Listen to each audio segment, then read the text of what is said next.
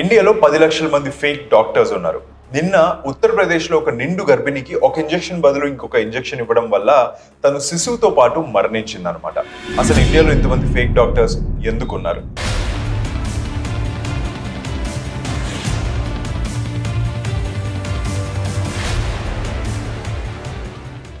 ఉత్తరప్రదేశ్లో 9 నెలల నిండు గర్భిణికి ఒక ఇంజెక్షన్ బదులు మరో ఇంజెక్షన్ ఇవ్వడంతో ఆమెతో పాటు కడుపులో ఉన్న శిశువు ప్రాణాలు కోల్పోయారు. అదే రాష్ట్రంలో ఓ ఫేక్ డాక్టర్ చేసిన పెయిన్ కిల్లర్ ఇంజెక్షన్ వల్ల 32 ఏళ్ల మహిళ చేతిని కోల్పోయారు. ఇక ఒడిశాలోని రూర్కెలా ప్రభుత్వ ఆసుపత్రిలో గత 7 నెలలుగా డాక్టర్గా నటిస్తున్న జార్ఖండ్ కు చెందిన ఓ వ్యక్తిని పోలీసులు అరెస్ట్ చేశారు.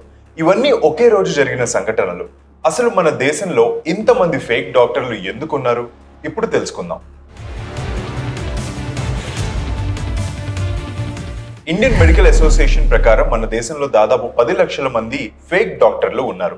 ఇందులో 4 లక్షల మంది ఆయుర్వేద, యునాని, సిద్ధ, హోమియోపతి వంటి ఆయుష్ కోర్సుల ద్వారా డాక్టర్ డిగ్రీ పొందిన వాళ్ళు.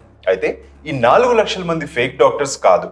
ఎందుకంటే ఈ డిగ్రీ పూర్తి చేసిన వారు కూడా వైద్యం చేయవచ్చు అని భారత ప్రభుత్వం ప్రకటించింది. But conditions apply. అంటే వీళ్ళు ట్రీట్మెంట్ చేయొచ్చు కానీ అలోపతి మందులు ప్రిస్క్రైబ్ చేయకూడదు. కానీ ఈ కండిషన్ ను ఏమాత్రం పట్టించుకోకుండా చాలా మంది ఎంబీబీఎస్ చేయని డాక్టర్లు కూడా అలోపతి మందులు ప్రిస్క్రైబ్ చేస్తున్నారు. దీనికి ప్రధాన కారణం నిజమైన డాక్టర్ల కొరత. అకార్డింగ్ టు WHO ప్రతి 1000 మందికి ఒక డాక్టర్ ఉండాలి. కానీ మన దేశంలో ప్రతి 1500 మందికి ఒక డాక్టర్ ఉన్నారు. ప్రపంచంలో ఏ దేశంలో లేనన్ని మెడికల్ కాలేజీలు ఉన్నప్పటికీ ఇక్కడ డాక్టర్ల కొరత ఉంది. ఎందుకంటే కాలేజీలు ఉన్నాయి కానీ ఎవ్రీ ఇయర్ పాస్ అవుట్ అయ్యే వారి సంఖ్య చాలా తక్కువగా ఉంది. ప్రతి సంవత్సరం ఒక కాలేజీ నుంచి కేవలం 100 నుంచి 150 మంది మాత్రమే డాక్టర్లుగా బయటకు వెళ్తున్నారు. ఇక మెడికల్ కాలేజీలో ఉన్నదే అరాకొరా సీట్లు. మళ్ళీ అందులో మేనేజ్మెంట్ కోటా పేరుతో సరిగ్గా చదవలేని వారికి అడ్మిషన్లు ఇస్తున్నారు. సో ఇక్కడ జనాభాకి సరిపడ డాక్టర్లు లేరు. ఉన్నవారిలో చాలా మందికి వైద్య విద్యపై పట్టు కూడా లేదు. ఈ సమస్యల నుంచి పుట్టుకొచ్చిన వారే ఫేక్ డాక్టర్స్. ఈయన పేరు సుబేందు భట్టాచార్య. కోల్కతాలో పేదవారికి ఉచితంగా వైద్యం చేసే famous doctor. Royal college of physicians సభ్యుల్లో అత్యంత పిన్న వయస్కుడిగా ఈయన గిన్నిస్ రికార్డు కూడా సొంతం చేసుకున్నాడు. భారత మాజీ రాష్ట్రపతి ప్రణబ్ ముఖర్జీ నుంచి లైఫ్ టైమ్ అచీవ్మెంట్ అవార్డు కూడా అందుకున్నాడు. కానీ ఈయన ఒక ఫేక్ డాక్టర్. అసలు ఈయనను డాక్టర్ అనడం కంటే ఒక బిజినెస్ మ్యాన్ అనడం కరెక్ట్ ఏమో.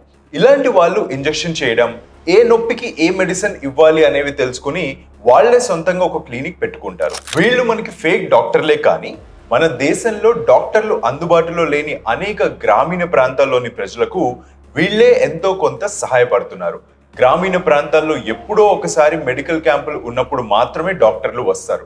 మిగతా సమయంలో ఈ ఫేక్ డాక్టర్లే 24 గంటలు అక్కడే ఉంటూ ప్రజల సమస్యలు తీరుస్తారు. కొన్ని రాష్ట్రాల ప్రభుత్వాలు ఈ ఫేక్ డాక్టర్లకు శిక్షణ ఇచ్చే దిశగా కూడా ఆలోచిస్తున్నాయి. పశ్చిమ బెంగాల్లోని బీర్భం అనే ప్రాంతంలో ఫేక్ డాక్టర్లకు ట్రైనింగ్ ఇచ్చేందుకు గత 9 ఏళ్లుగా ప్రభుత్వ సహాయంతో ఒక NGOని నడుపుతున్నారు. ఈ NGO వ్యవస్థాపకుడు అభిజిత్ చౌదరికి ఒకసారి పాము కాటేసింది.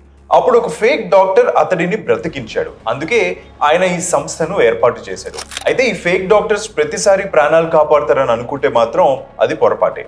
వీళ్ళ వల్ల ప్రాణాలు పోగొట్టుకుంటున్న వారి సంఖ్య కూడా చాలా పెద్దగానే ఉంటుంది. అందుకే Indian medical association fake doctors కి పూర్తిగా వ్యతిరేకంగా ఉంది.